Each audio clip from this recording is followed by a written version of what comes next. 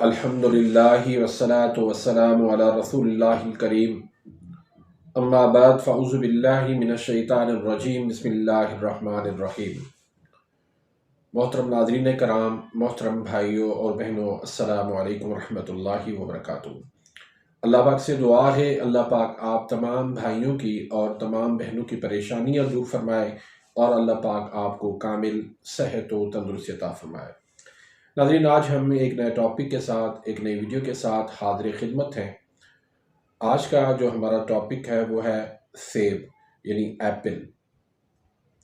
Apple के हवाले से एक इंग्लिश कहावत मशहूर है, an apple a day keeps doctor away, यानी रोज़ाना एक सेब खाना आपको डॉक्टर से दूर रख सकता है। इसका क्या मतलब है? यानी इंसान डॉक्टर के पास, मुआलिज के पास तभी जाता है जब वो बीमारियों से घिरा हुआ होता है, बीमारियों से वो जकड़ा हुआ होता है, परेशानी के आलम के अंदर, बीमारी की हालत के अंदर वो डॉक्टर के पास जाता है। जब वो परेशानी, वो बीमारी एक सेब जो है वो दूर कर सकता है, तो आप डॉक्टर से यानी बीमारियों से आप दूर रह सकते हैं। आज की ये वीडियो बनाने की नौबत क्यों पेश आई? हमारे ग्रुप के अंदर हमारे एक शागिर्द हैं सईद भाई, उन्होंने सवाल किया कि सेब कानून मुफरद आज़ा के हिसाब से इसका मिजाज उज़लाती आसाबी है, तो क्या वाक़तन इसका मिजाज उज़लाती आसाबी है या उज़लाती गुदी है या कोई और इसका मिजाज है? तो मैंने इस पे मज़ीद तहकीक की और जब वो मैंने तहकीक की, जिस नतीजे पर मैं पहुंचा, जिस रिज़ल्ट पर मैं पहुंचा, वो आज की इस वीडियो में मैं बता दूंगा। आखिर में उसका मिजाज भी आपको बता दूंगा। मैं आपको बताऊं कि मैं ख़ुद जो है सेब के हवाले से वो काफ़ी सालों तक इस गलत फहमी में रहा हूँ कि इसका मिजाज खुश्क सर्द है, इस लिहाज से मैं भी इसको नहीं खाता था। लेकिन जब इसको हमने तहकीक की, इसके अंदर देखा कि क्या क्या इसके अंदर चीज़ें हैं, इसकी न्यूट्रिशन देखी, इसके विटामिन्स देखे, इसके मिनरल्स देखे, तो बहुत ज़्यादा हैरान हुए। अब मसलन कोरोना के टाइम पे एक चीज़ हमने सुनी थी जिसका नाम था क्वेरस्टेन। अब इसका काम ये होता था कि ये दमा, एलर्जी, इस्थमा, उसमें ये हेल्प करती थी और वही चीज़ जो है इस एप्पल के अंदर पाई जाती है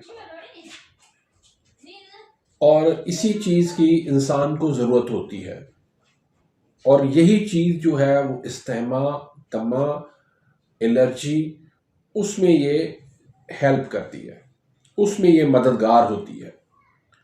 तो ये इस्थमा के मरीज़ों के लिए बहुत ज़्यादा फ़ायदेमंद है। दमा के मरीज़ों के लिए, जिनको सांस की बीमारी है, सांस की तंगी है, उनके लिए, फेफड़ों के लिए भी बहुत ज़्यादा ये फ़ायदेमंद है एप्पल। फिर इसके अंदर 5 ग्राम तक, एक 200 ग्राम का एप्पल जो है उसके अंदर 5 ग्राम तक इसके अंदर फाइबर होता है और बाकी इसमें ज़्यादातर जो है वो पानी होता है। अब जब इसके अंदर फाइबर है इतनी मिकदार के अंदर, तो इससे मोटापा नहीं होगा और मोटापा जो है वो बीमारियों की जड़ है। जब मोटापा नहीं होगा तो दिल की बीमारी नहीं होगी, मोटापा नहीं होगा तो कोलेस्ट्रॉल नहीं होगा, मोटापा नहीं होगा तो फैटी लिवर नहीं होगा। तो इस तरह बेशुमार मसाइल, उनकी बुनियाद मोटापा है और मोटापे को ख़त्म करने के लिए फाइबर का एक बहुत बड़ा किरदार है। इस तरह इसके अंदर गुड बैक्टीरियाज हैं, तो आपको आंतों की कभी बीमारी नहीं होगी। तो इस हवाले से आंतों की जो बीमारियां हैं, पेट की जो बीमारियां हैं, मसलन कब्ज़ है, आपको IBS का मसला है, आपको आंतों की सोजिश है, इस तरह के जितने भी मसाइल हैं वो आपको इस वजह से सेब खाने से नहीं हो सकते, और अगर हैं तो उनके लिए बहुत ज़्यादा ये फ़ायदेमंद है। फिर इसके अंदर एंटीऑक्सीडेंट है। अब एंटीऑक्सीडेंट जो है उसका काम क्या होता है कि जिस्म के अंदर जितने भी फ्री रेडिकल्स होते हैं उनके खिलाफ ये काम करते हैं। अब उस वजह से फिर जिस्म में बनने वाला सोजिश जो है, इन्फ्लेमेशन, उसको ये ख़त्म कर देता है। यानी कैंसर का मर्ज हो उसके लिए ये एंटीऑक्सीडेंट बेहतरीन काम करते हैं। फिर शुगर के लिए ये बेहतरीन है। फिर इससे हाई ब्लड प्रेशर वाले मरीज़ों को फ़ायदा होता है, कोलेस्ट्रोल के लिए फ़ायदेमंद है, फालिज वाले मरीज़ों के लिए फ़ायदेमंद है। तो ये सारे काम जो है एंटीऑक्सीडेंट की वजह से ये सारे आपके मसाइल जो है वो दूर हो जाते हैं। तो इसके अंदर एंटीऑक्सीडेंट जो है वो काफ़ी मिकदार में पाया जाता है। इसके अंदर कैलोरीज जो है तकरीबन 100 के करीब, 200 ग्राम सेब के अंदर 100 के करीब कैलोरीज जो है वो पाई जाती है। कार्बोहाइड्रेट इसके अंदर 28 है, फाइबर बयान कर चुका हूँ 5 ग्राम है, विटामिन सी इसके अंदर 10% है, कॉपर इसके अंदर 6% है, पोटाशियम इसके अंदर 5% है, फिर विटामिन ई है, विटामिन B1 है, विटामिन B6 है, मैग्नीशियम है, और इसके अंदर कोलेस्ट्रॉल 0 है, और इसके अंदर प्रोटीन 0 है। अब ये सारी चीज़ें जब हम मिला के देखते हैं, अगर इसके अंदर प्रोटीन नहीं है तो ये उजलाती कैसे बन गया, खुश्क सर्द मिजाज इसका ये कैसे बनता है, और अगर इसके अंदर फाइबर की इतनी मिकदार है तो ये खुश्क सर्द मिजाज कैसे बनता है। फिर इसके अंदर इतने कदर एंटीऑक्सीडेंट जो है वो इसके अंदर मौजूद हैं, तो इस लिहाज से भी ये कतन जो है वो खुश्क सर्द इस मिजाज नहीं बनता। तो इसका जो मिजाज है, मीठा जो सेब है उसका मिजाज गरम तर है, और जो कच्चा है जिसके अंदर तुर्शी होती है, खट्टा जो होता है, उसका मिजाज हम कह सकते हैं कि ये खुश्क सर्द है। तो हमेशा सेब जो है वो मीठा खाना चाहिए और छिलके समेत खाना चाहिए, क्योंकि उसके अंदर छिलके के अंदर फाइबर बहुत ज़्यादा होता है।